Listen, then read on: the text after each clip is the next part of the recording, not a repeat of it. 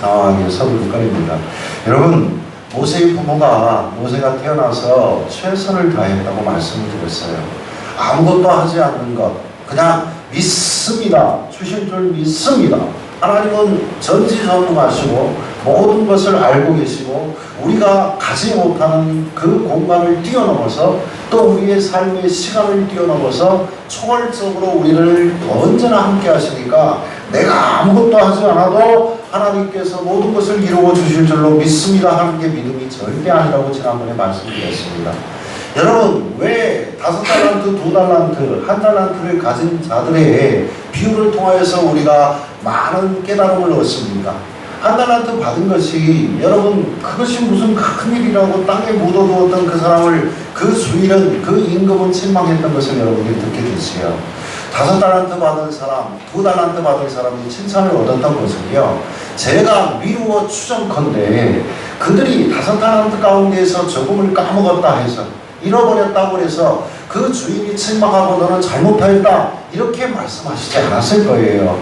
그들에게 모든 달란트를 나누어 주면서, 능력이에요. 달란트는 재능이라고 말씀을 드릴 수 있습니다. 그 달란트를 다 나누어 주면서 그들에게 동일하게 능력껏 행하라는 거였거든요. 그러니까 그 주인은 아마도 알았어요. 이 사람에게는 5달란트를 맡기면 그만큼의 능력 발휘와 또 이득을 취할 것을, 2달란트는 그만큼의 득을 취할 수 있다는 것을, 1달란트는요 1달란트만큼의 이득을 취하면 되는 거예요. 최선을 다하면 되는 겁니다. 그들이 책망을 받았던 건 땅에 묻어둔 거예요. 못했다, 잘못했다, 좀 잃어버렸다, 이것을 이야기하는 게 절대 아니에요. 제가 얼마 전에 동영선교회에서 설교를 부탁을 받고 설교를 하는데 한 2년 전인가요? 한번 1달란트의 변, 그리고 1달란트의 연합이라는 제목으로 설교를 했던 기억이 납니다. 제가 말씀을 드리는 건 1달란트가 결코 적은 그런 그 물질이 아니에요. 한 데나리온에 1000배 되는 그 금액이 1달란트예요. 이게 무슨 얘기냐면 한 데나리온이 1000배가 되어지는 거거든요. 쉽게 얘기하면 내가 하루에 나가서 임금을 열심히 일을 해서 임금을 받습니다. 그게 한 10만 원 정도 된다고 칩시다. 그러면 1000배면 얼마입니까? 10만 원 곱하기 1000배를 하면 얼마냐고요. 대략 아무리 못 잡아도 한 1억 가까이 될 거예요. 1억 정도 됩니다. 그러니까 1억이라는 돈이 적은 돈이 아니라고요. 요즘 시세로 따지면. 그때 당시엔 2000년 전의 사건이니까 어마어마한 돈을 땅에 묻어놓은 거예요. 그러니까 그 주인이 이것을 갖다가 돈놀이라고 하지, 그러면 이자라도 취할 수 있었을 텐데, 이런 이야기를 한 것이요. 그러니까 믿음이란, 다시 말씀을 드립니다, 우리의 삶에 있어서 최선을 다한 후에 그것을 하나님께서 우리에게 어떻게 할 것인가를 기대하는 게 믿음입니다. 오늘도 여기에 우리 광민족 송궁원 우리 선교사님 부부 가족이 함께 예배를 드리게 되어졌는데, 아제르바이잔에서 정말 척박한 땅에서 복음을 심는 게 얼마나 어렵겠습니까? 여기서도 복음 전도하기가 얼마나 어려운지 모릅니다. 거기에서 열심히 뿌리를 심는 거예요. 그러면 그 씨앗이 자라서 무엇인가 되어질 겁니다. 그것을 기대하는 겁니다. 하나님이 하시는 일이지 내가 하는 게 아니에요. 오늘 모세의 부모가 왜 이 여자를 만났습니다. 이게 메시지죠. 또 그 여자와 아브라함이, 그 남자가 결혼해서 아이를 낳았습니다. 3달 동안 그를 숨겨두었습니다. 그런데 더는 숨길 수 없게 되었다고 오늘 본문에서 이야기를 합니다. 믿음으로 최선을 다한 후에 더 이상 숨길 수 없게 되었을 때 이들이 어떠한 일을 이제 추진합니까? 여러분, 보게 되어지면 3절에 갈대 상자를 가져다가 이렇게 되어져요. 이 갈대 상자를 가져다가 어떻게 합니까? 거기에다가 멱층을 바르고 나무 진을 발랐다. 그 이유는 뭡니까? 물에 잘 뜰 수 있게 하기 위해서, 물이 또 들어오지 못하게 하는 방수 역할을 하기 위해서. 이 갈대 상자라고 생각을 하니까 여러분들이, 우리들이 흔히 보는 그런 어떤 왕골 같은 걸로 이렇게 바구니 만들어서 쓰는 그런 걸로 생각하시면 안 돼요. 상당히 두꺼운 게 이 이집트 땅에서는 있었다고 봅니다. 그래서 이 갈대 상자를 가지고 그 상자 속에다 아이를 넣었습니다. 그리고는 그 부모가 할 수 있는 최선을 다한 것을 볼 수 있습니다. 더 이상 기를 수가 없어요. 더 이상 그 아이의 울음소리, 까르르까르거리는 그 웃음소리, 그리고 그가 한번 소리 지를 때마다 그 모세 아이의 그 집 밖으로 흘러나가는 소리로 들통이 날 수 있단 말입니다. 그렇게 되어지면 지난주에도 말씀을 드렸던 것처럼 이 아이의 하나의 목숨으로 끝나는 게 아니에요. 그 부모와 또 그의 모든 일가족과 더 나아가서는 친척들까지도 다 죽음을 당할 수 있는 살벌한 상황이란 말입니다. 우리가 하나님을 신뢰한다는 것은요, 하나님을 믿는다는 것은요, 가만히 있는 것이 아니라 우리의 몸을 들여, 우리의 마음을 들여, 우리의 생각을 다해 온전히 최선을 다하는데 그 다음에 기대하는 거라고 다시 한번 말씀을 드립니다. 자, 역청과 나무지를 쳤습니다. 그리고 아이를 거기에 담아서 나일 강가 갈대 사이에 두었다고 성경은 기록합니다. 그 다음은 어떻게 했을까요? 여러분 4절을 한번 볼까요? 여러분 한번 읽어봅시다.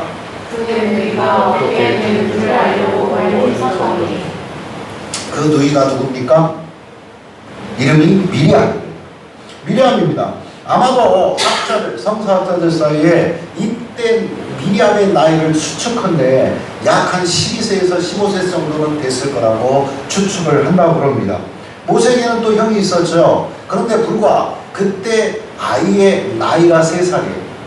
그죠? 모세보다 나이가 3살 더 많았으니까, 그러니까 아론을 시킬 수가 없지요. 그러니까 그래도 생각이 있고 움직일 수 있는 빠릿빠릿한 12살 되어진 그 소녀를 이제 시킨 거예요. 여러분 같으면 어떻겠습니까? 여러분들이 12살, 13살의 소녀라고 한번 생각을 해봅시다. 이거 엄청난 일이에요. 나는 두려워서 일 못한다고 도망갔을 것 같아요. 엄마, 아버지, 왜 하필이면 이런 일을 시킵니까? 만약이라도 그것이 들통이 나면 나는 죽어요. 나는 일 못합니다. 나 도망갈래요. 일 못해요. 뻗으면 그 부모도 역시도 어찌할 수 없었다고요. 생략된 부분이지만 이 미리암 역시도 과정이 생략이 됐지만 역시 순종한 거예요. 그리고는 그 일을 위하여서 위협을 무릅쓰고 갈대 사이에 둔 동생 모세가, 그때는 이름도 없었겠지, 하여튼 그러한 모세라고 하는 그 어린 아이를 지켜보는 겁니다. 어떠한 상황이 펼쳐지는지, 어떠한 일들이 있었던지, 아이가 혹시라도 물속에서 떠내려가지는 않을지, 혹시라도 이 길로 인해서 어떤 악어 같은 그런 짐승들이 있었을 거 아니에요. 그런 것들이 또 이 아이를 훌떡 집어삼키지는 않을지, 어떤 상황인지 지켜볼 수밖에 없는 거예요. 자, 그럼에도 불구하고 이 미리암을 비롯해서 모세의 부모 역시 하나님을 신뢰하고 그대로 행합니다. 자, 네가 가서 좀 봐. 어떻게 되어가는지 말이야. 미리암이 뭐라고 했습니까? 그래요, 그렇게 할게요. 그리고 달려간 겁니다. 자, 여러분 생각해 보세요. 이것이 호기심 차원입니까? 이것이 그 미리암이라고 하는 그 여자 아이의 입장에서 한번 생각을 해보세요. 그 동생이 어떻게 되는가? 이 호기심으로 바라보겠습니까? 우연으로? 아니면은 되면 되고 말면 말고 정말로 간절한 마음이 거기에 담겨 있는 거예요. 우리 동생이 제발 죽지 않길, 물에 떠내려가지 않길, 또 악한 짐승이 그를 해하지 않길, 좋은 사람을 좀 만나길, 그래서 어떻게든 살 수 있길. 그래서 그 부모를 통해서 지난주에 말씀을 드렸잖아요. 하나님의 사자가 그 부모에게 분명히 전달을 했을 거예요. 이 아이를 살리라고요. 이 아이를 통해서 이스라엘 민족의 해방자로, 또 이스라엘 민족의 지도자로 키울 거라고. 어떠한 형태가 됐든, 꿈이 됐건 환상이 됐건 아니면 어떠한 사람이 입술을 통해서 전하여지는 어떤 음성이 되어졌건 들었을 거라고요. 그러니까 지키는 거예요. 그리고 하나님을 전적으로 믿고 순종하면서 이 일을 최선을 다해서 한 거예요. 여러분 생각을 해보십시오. 이들은 끝까지 하나님을 신뢰했음을 알 수 있습니다. 그리고 이제는 하나님의 역사하심을 바라봅니다. 이게 믿음입니다. 우리는 모세의 부모를 통해서 볼 수 있는 믿음을 우리가 나중에 모세에게 그대로 유전적으로 전수되어지는 모습을 발견할 수 있어요. 출애굽기 14장을 보면요, 모세가 이스라엘 백성들을 데리고 홍해바다 앞에 도착을 하게 되어지죠. 바로의 군대가 뒤에서는 막 추격해 옵니다. 자, 앞에는 홍해 바다가 가로막고 있습니다. 앞으로 나아갈수록 되돌아갈 길도 없습니다. 이거는 죽음입니다. 이제는 완전히 살 가능성이 없어졌습니다. 백성들이 대모를 시작합니다. 우리를 이 땅까지 끌고 와서 죽게 한 모세를 처단하자. 하나님이라고 하는 보지도 못한 신이 우리를 이곳까지 이끌어내었다고 그러는데 우리 조상들에게는 어떤 역사를 했는지 모르지만 지금 이곳에서 우리를 죽게 만들 하나님을 원망하자. 원망하자. 구호를 외치면서 이 200만이 넘는 사람들이 소리를 질렀다고 한번 생각을 해보세요. 모세는 못 견뎠을 거예요. 자, 하나님 앞에 기도합니다. 하나님 어떻게 했으면 좋겠어요? 하나님 지팡이를 들고 홍해를 향해서 뻗으라고 말씀하십니다. 그러자 그 일이 있고 난 뒤에 그 백성들을 향하여서 일대의 연설을 시작하는 모세의 음성이 14장 13절의 말씀 속에 있는데요. 모세가 백성에게 이르되 너희는 두려워하지 말고 가만히 있어서 여호와께서 오늘 너희를 위하여 행하시는 구원을 보라. 너희가 오늘 본 애굽 사람을 영원히 다시 보지 아니하리. 아멘. 그렇게 선포를 해버리는 거예요. 그리고는 11절에 백성들이 이렇게 원망을 하지요. 애굽에 매장리가 없어서 당신이 우리를 이끌어내어 이 광야에서 죽게 하느냐? 어찌하여 당신이 우리를 애굽에서 이끌어내어 우리에게 이같이 하느냐? 아우성을 칩니다. 막 소리를 칩니다. 대본을 했단 말입니다.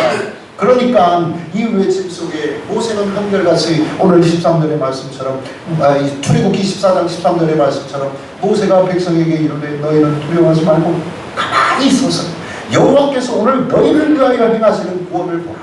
가만히 있어. 그냥 구경만 해. 하나님께서 하시오. 이것이 모세로서는 최선을 다했어.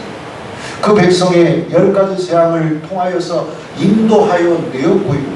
광야를 향하여서 걸음을 걸어가면서 그 백성들이 가로막힌 홍해, 그리고 또 뒤에서 추적해오는 바로의 군병들, 군대들, 그것을 감당할 수 없으니 그런 최선을 다하여 하나님 앞에 울부짖었던 것뿐입니다. 믿음은 우리가 최선을 다하는 하나님의 역사하심을 기다리는 것입니다. 여기서 우리는 모세의 부모를 통해서 하나님을 향한 굳건한 신뢰의 한 측면을 우리가 볼 수 있어요. 그러자 어떤 사건이 일어났습니까? 오늘 모세의 부모의 믿음을 귀히 보신 하나님께서 그 믿음에 응답하신 일련의 기적 사건들이 일어나는 것을 볼 수 있어요. 여러분들이 지금부터 얘기하는 이 기적을 통하여서 아이고 뭐 그게 기적입니까? 우연찮게 생긴 일이지 이렇게 생각할지 모르지만 저는 여러분들에게 믿음으로 고백드리는데 이것은 기적입니다. 여러분, 인간의 이성으로 도무지 설명하기 어려운 것이 기적 아니겠어요? 우연히 되어졌건 어떤 것이 되어졌건 말입니다. 자, 바로의 딸이 목욕하면 나일강으로 내려오고 이렇게 5절에 기록이 되어 있어요. 아니 이집트라고 하는 나라가 뭐 조그마한 군수 어떤 부족입니까? 어마어마한 대제국가 아니에요. 그런데 이 공주가 목욕할 데가 없어서 하필이면 나일강까지 내려와서 목욕을 하냐 말이에요. 무슨 마음의 심경의 변화가 있어서 오늘은 야외 목욕 좀 해야 되겠다. 시녀들이여 나를 따르라. 목욕 준비해라. 그러고 나왔냐 이 말이에요. 여러분 고고학자들에 의하면 여러분 그 애국 그 궁정을 살피게 되면 수많은 목욕 시설들이 굉장히 많이 있었다고 해요. 지금보다도 더 좋은 목욕탕들이 굉장히 많이 있었다고 합니다. 그런데 왜 하필이면 이날따라 애굽의 공주씩이나 되는 그러한 고귀한 신분의 여성이 그것도 나일강이라고 하는 곳에 와서 푹 터져 있고 이게 동네 창피할 일 아닙니까? 웬만한 그런 일들에서 정치적으로 악용이 될 수도 있는 그런 상황 아니에요. 구설수에 오를 수 있는 그런 상황이에요. 그때 하필이면 모세라는 어린 아이가 갈대 상자에 들어서 갈대 숲 사이에 놓여있는 그때 하필이면 공주가 목욕하러 짠 하고 등장을 하냔 말이에요. 신기하죠? 그리고는 또 그때 시녀들이 하필이면 나일강 갈대숲 있는 쪽으로 왜 가? 가서는 뭐를 해요? 아이가 들어있는 갈대 상자를 발견을 한 거예요.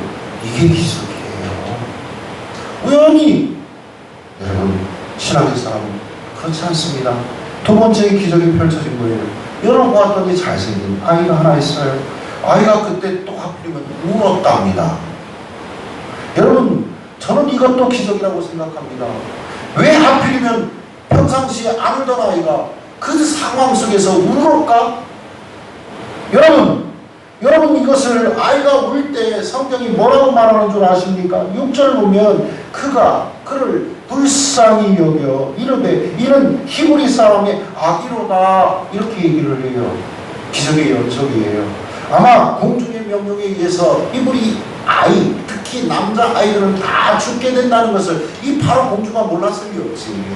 다 알고 있어요. 그런데 그 상황 속에서 이 상황을 보면서 그 바로 공주가 이렇게 얘기를 할 수 있어요. 이거는 우리 아버지 임금님이 명령하신 거니까 딱 봐도 히브리 남자 아이니까 야 이거 갖다가 죽여버려!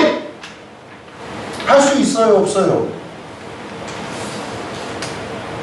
상상력이 안 돼. 도저히 이해가 안 되십니까? 할 수 있어요. 그렇게 하는 게 또 마땅해요. 그 아이 하나 죽였다고 해서 무슨 아무 죄책도 없는 그런 상황이란 말이에요. 죽일 수 있는 상황이에요.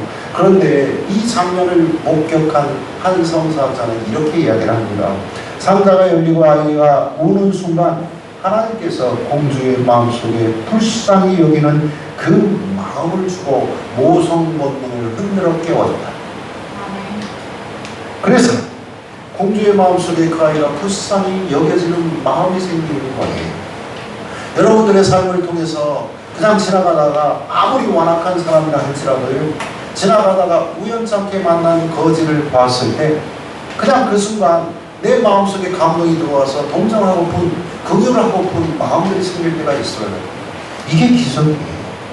그럴 때는 내가 가진 것 중에 일부라도 떼어서 줘야 되는 겁니다. 오늘 그런 거예요. 이게 기적 아니라고 어떻게 설명을 합니까? 이 장면에 또 누가 등장합니까? 갑자기? 그렇죠. 위리암이 또 등장을 해요. 이것도 기적. 그러니까 믿음이란 최선을 다하는 게 기대하는 것이라고 제가 말씀드렸어요. 이것만 오늘 이거 주제예요. 믿음이란 내가 최선을 다하노니 하나님께서 나를 통하여서 아니면 내 주변을 통해서 어떠한 일을 할 것인가를 기대하는 것. 잊지 마십시다. 그래서 이 누이가 바로에 따르게 이르되 내가 가서 당신을 위하여 히브리 여인 중에서 유모를 불러다가 이 아이에게 젖을 먹이게 하리까 물어요. 이때 바로의 공주가 이게 왜 기적인 줄 아십니까? 얘야 내가 유모 못 가을 줄 알아? 내가 바로 임금의 딸 공주야 이 사람아. 그런데 네가 나선다고 뭐 젖 먹이는 여인이 없어서 네 부탁을 꼭 들어줘야 돼? 안 들어줘도 되잖아요. 내가 알아서 할 거야 이 사람아. 그리고 좀 언짢은 반응을 보일 수도 있잖아. 그런데 어떻게 됩니까? 기적이가 허락해. 그래. 미리암이 유모를 불러왔어요. 그 유모가 누구? 요괴 친엄마. 모세의 친엄마를 불러온 거예요. 여기서 끝나지 않고 더 놀라운 기적이 계속됩니다. 바로의 딸이 그에게 이르되 이 아기를 데려다가 나를 위하여 젖을 먹이라. 내가 그 싹을 주리라. 자기 새끼 키우면서 싹까지 받아. 내 새끼 키우는데 돈까지 받는다고. 공주가 주는 돈이 적었을까요? 많았을 거예요. 엄청나게 많았을 거예요. 한 살림 키우고도 남았을 거예요. 남자 아이만 태어나면 죽이는 상황. 이 살벌한 상황 속에서 보호를 받게 하시는 하나님의 역사. 그리고는 거기다가 아이를 키우면서 돈까지 받게 하는 역사. 여러분 일거양득 일거삼득 어떻게 설명을 드려야 될까? 사단은 이스라엘 백성들에 대한 구원자, 이 해방자, 지도자를 어떻게든 싹을 잘리려고 했어요. 하나님의 구속의 역사를 회방하고자 이 모세라는 어린 아이를 이제 없애려고 했어요. 그러나 하나님께서는 어떻게 하셨습니까? 바로의 딸을 쓰십니다. 그리고 나선 이 살바른 상황 속에서 양이 트리까지 받아가면서 보호받고 안정되게 아이를 안심되게 키울 수 있게 만들어 버리시는 역사를 일으켜 세우십니다. 이것의 기반에는 모세의 부모가 최선을 다한 후의 일이에요. 이제부터는 하나님의 역사가 일어나는 거예요. 인간이 아무 노력하지 않고 하나님 정말로 나에게 뭘 주실 줄 믿습니다 하고 기도만 해서 될 일이 아니란 말이에요. 하나님이 쓰시고자 하는 이 한 아이를 키울 수 있도록 하나님이 섭리하신 겁니다. 하나님이 계획하신 거예요. 하나님은 역사의 주인이십니다. 하나님은 이 세상에 다스리시는 통치자이심을 믿으시길 주의 이름으로 축원드립니다. 그 하나님께서 역사를 시작하신 거예요. 여기에 하나님의 놀라우신 주권이 등장을 합니다. 이것이 바로 모세의 부모가 믿음으로 하나님을 바라본 결과예요. 여러분, 과거에 오늘 이 시간에 하나님께서 역사를 주관하시는 주권자이심을 믿으시길 바랍니다. 그런데 여기서 끝나면 또 재미가 없지요. 더 재밌는 일들이 더 일어나요. 어떻게 해요? 아마도 우리가 이 대목 속에서 추측을 해야만 되는 부분들이 있어요. 모세의 부모가 이 모세를 어떻게 키웠을까 하는 겁니다. 여러분, 본문 9절과 10절을 띄어서 좀 한번 봅시다. 여러분, 우리 목사님 한번 틀어주시겠습니까? 9절을 한번 읽어보세요.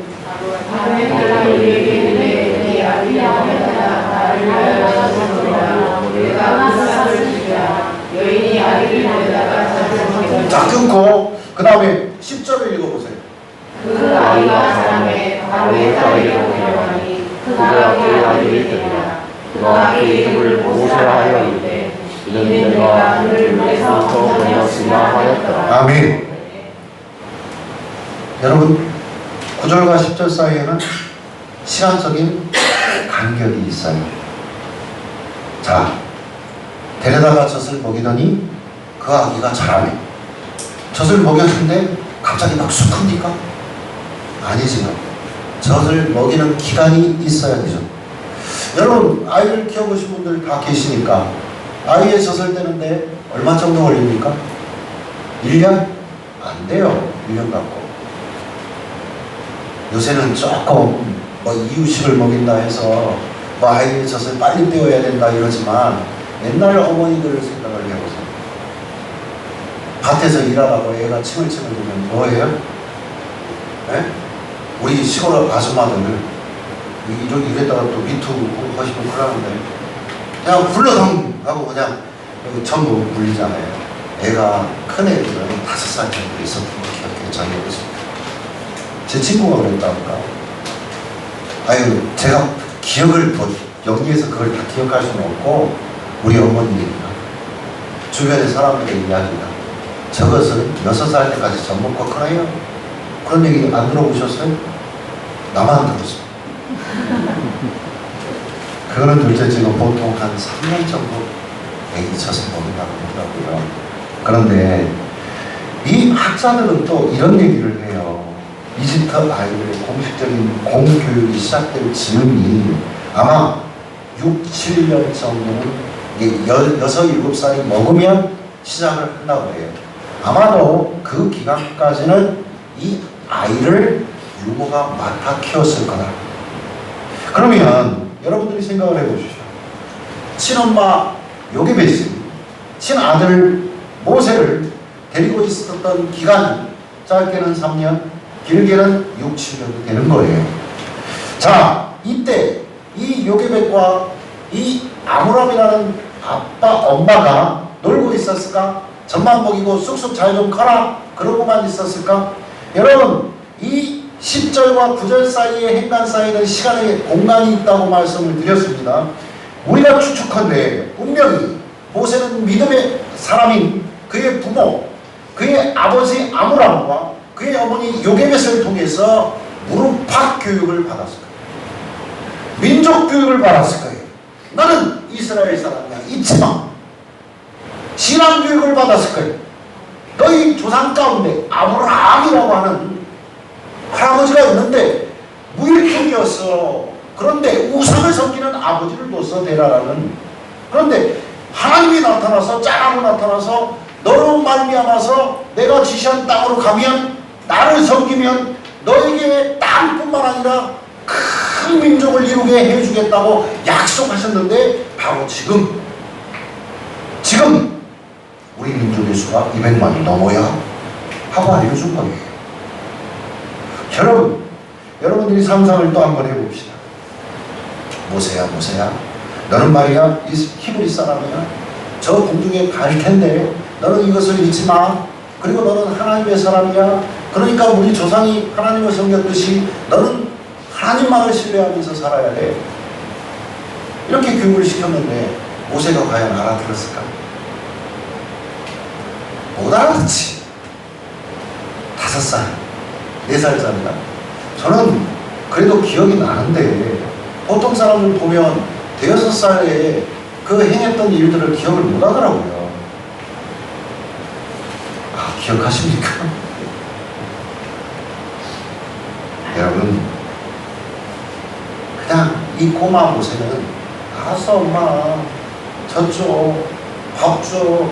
나 나가서 놀래. 그러고 켰을 겁니다. 몰랐어요. 시간이 흘러 모세는 애굽 공중으로 갔습니다. 그리고는 애굽의 교육을 또 받았을 거예요. 그것도 약 33년 이상. 그죠? 그 당시 그가 받을 수 있는 이집트 최고의 고등교육을 다 받았을 거예요. 왕자학, 그죠? 천문학, 또 웅변학, 수사학이라고 하는 웅변학, 그리고 또 의술도 배웠을 거예요. 그리고 또 그에게 있어서 가장 이들에게 중요한 것은 다신주의니까 여러 가지 신들에 대한 저 제선, 그죠? 제사를 어떻게 지내야 되는가. 임금이 될 왕자 제목이니까 왕자로 지금 간 거니까 통치학, 우상 숭배를 어떻게 잘 섬겨야 되는가 하는 것들. 중요한 건 모세가 어머니 무릎에서 받았던 신앙교육, 민족교육은 이러한 것들이 무효화시키지 못했다는 겁니다. 사랑하는 성도 여러분, 믿음의 백성 여러분, 우리 자녀들이 사회로 나가기 전에 우리 부모들이 가정에서 자녀들에게 공부 세상 레슨만 여러분 주입시키시려니까 하나님을 아는 교육이 가장 중요한 거예요. 믿으십니까? 여러분, 공부에 떠나가 우리의 자녀들, 저는 지금 이런 생각을 좀 해요. 마음속에 좀 우리 아이들한테 그런 얘기를 합니다. 우리 아들, 제가 목요일부터 토요일날까지 그 천원에 가 있었어요. 가서 뭐 했냐면 우리 아들 그 군 부대 개방 행사 한다고 해서 거기 갔다 와봤어요. 이제는 내품 다 떠났어요. 그렇게 생각을 합니다. 대학 들어가는 순간부터. 이제 우리 딸 이제 고3인데 앞으로 한 6개월 지나면 얘도 내품을 떠날 겁니다. 좀 서운해요. 솔직히 얘기하면. 가끔 생각하면 우리 딸은 나만 보면은 막 뭐라고 하고 혼내는데 저는 마음이 아픕니다. 짠합니다. 여러분들에게 말씀을 드리는 건 그럼에도 불구하고 불안한 마음이 있어요. 이 아이들이 과연 내가 믿는 하나님 뜻대로 살아갈 것인가. 이 아이들한테 제가 강요를 안 한 게 있어요. 공부를 해야 이런 강요는 별로 안 했던 것 같아요. 얘네 엄마도 마찬가지예요. 좋은 부모가 되려고 억지로 그런 게 아니라 하나님께서 하실 줄로 믿고. 그런데 여러분, 우리 아이들이 방황할 수 있어요. 부모의 마음을 찢어지게 힘들게 할 수도 있어요. 그런데 중요한 건 믿음으로 키운 아이들은 여러분 심은 만큼 거둘 날이 있을 줄로 믿으시길 주의 이름으로 축원드립니다. 걱정하지 마요. 우리 강 집사님 저한테 그러더라고. 효인이가 요새 공부를 안 해요. 지가 안 하고 말지고. 결코 헛되지 않다는 걸 여러분 믿으시더라고요. 효인이가 지금 이스라엘 팔레스타인 가서 정말로 그 신앙의 체험을 하는 그 과정이 그 아이에게 있어서는요, 하나님이 심겨지고 더 큰 역사가 일어날 수 있는 귀한 밑거름이 된 거라고 저는 믿습니다. 흥미롭게도요, 사도행전에서 모세가 어느 날 자기 민족을 향한 위대한 미션, 사명을 걸머지게 된 중요한 전환점이 드러나게 되어줍니다. 사도행전 7장 22절에 보면 모세가 애굽 사람의 모든 지혜를 배워 그의 말과 하는 일들이 능하더라. 애굽 사람이 되었다. 이런 뜻이에요. 그러니까 그런 공중을 통해서 모든 학문을 다 습득했고 애굽의 생활 습관 그리고 문화 모든 전통을 다 배웠다. 이런 얘기예요. 그랬는데 23절이 7장 23절이 더 중요해요. 보았으니까 한번 보세요. 읽어보세요.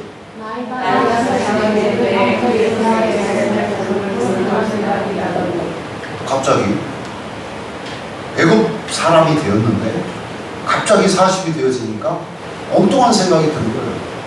무슨 생각이? 네, 자기 민족이 이제 생각나. 잊어버렸어요.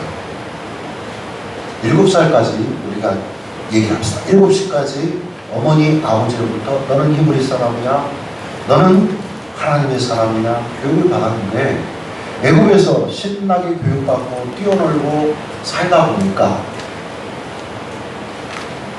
히브리 사람들은 애굽의 왕자로 살다 보니까 일개의 종일 수밖에 없었는데 일개 하찮은 노예의 신분일 수밖에 없었던 사람으로만 인식이 되어졌는데 갑자기 40살이 되어지니까 그의 머릿속에 내가 히브리 사람이네? 그래 내가 하나님을 믿는 사람이네? 하는 것이 생각이 든 거예요. 무슨 얘기냐면 다 꺼졌다고 덮어놨던 잿더미 속에 조그만 불씨가 있었던 거예요. 그래서 그것을 막 뒤집어서 불씨를 통해서 거기다가 막 섬을 놓죠. 지푸라기를 갖다 놓잖아요. 그리고는 호호 했더니 불이 확 붙은 거예요. 이렇게 된 상황이 돼요. 나에게 이런 사명이 있었지. 우리 엄마가 얘기했었지. 여러분 요괴배색 교육은 헛되지 않았어요. 여러분 갈라디아서 6장 9절에 보니까 우리가 선을 행하되 낙심하지 말지니 포기하지 아니하면 때가 이름에 거두리라. 아멘. 아멘. 여러분 우리가 선을 행하되 낙심하지 말지니 포기하지 아니하면 때가 이름에 거두리라. 아멘. 반드시 그러한 역사가 일어날 줄 믿습니다. 하나님께서 여러분들에게 보배를 주셨어요. 선물로. 그게 자녀래요. 그것을 갖다가 여러분의 것으로 생각하시면 안 돼요. 내가 함정사님한테 지난 수요일날 그런 얘기를 했는데 자녀가 엄청 많아요. 함정사님은. 가르치는 학생들이 다 자녀라고 내가 말씀을 드렸어요. 책임져야 돼요. 신앙으로 훈련시고 영어 교육도 중요하고 수학 잘 가르치는 것도 중요하지만 아이들에게 하나님이 누구신가를 가르치는 것도 중요하다고 제가 수요 기도에 말씀을 드렸습니다. 여러분, 여러분의 품 안에 있을 때, 여러분의 손에 미칠 때, 그 공간 안에 있을 때, 여러분 항상 눈물이 마르지 않도록 기도하시기를 주의 이름으로 축원드립니다. 물론 떠나 있어도 기도해야 되지만 믿음으로 가르치십시오. 믿음으로 양육하십시오. 그리고 떠내보낼 시간이 되었을 때 저처럼 서운한 마음 갖지 말고 미련 없이 떠나보내시기를 주의 이름으로 축원드립니다. 그리고 너무 걱정하지 맙시다. 아멘. 단비 떠나 보내놓고 눈물 흘리지 맙시다. 이경수 권사님만 아멘 하는데 다른 사람 아멘 하면 안 돼요. 헛되이 돌아오지 않을 거예요. 잠시 방황할 수도 있어요. 마침내 돌아올 겁니다. 쓰임 받게 될 겁니다. 모세를 강건하게 하신 것처럼 우리 자녀들을 강건하게 하실 줄 믿으시길 바랍니다. 하나님의 굳건하신 섭리를 의지하면서 여러분의 자녀들을 축복 속에서 양육하십시오. 그리고 그들을 악한 세대를 반드시 이길 거고 승리할 것을 믿으시길 바랍니다. 여러분 저는 늘 그런 생각을 갖고 살아가거든요. 오늘도 우리 두 자녀가 제가 조그만했을 때 봤던 이름도 잃어버렸어. 이름이 뭐였지? 준석이. 맞아요. 준석이. 맞아. 준석이 이름 생각난다. 그래갖고 하여튼 어렸을 때 조그만 애기 때 봤던 친구들이에요. 벌써 중학생이에요. 잘 컸어요. 얼굴만 흔적만 남아있어요.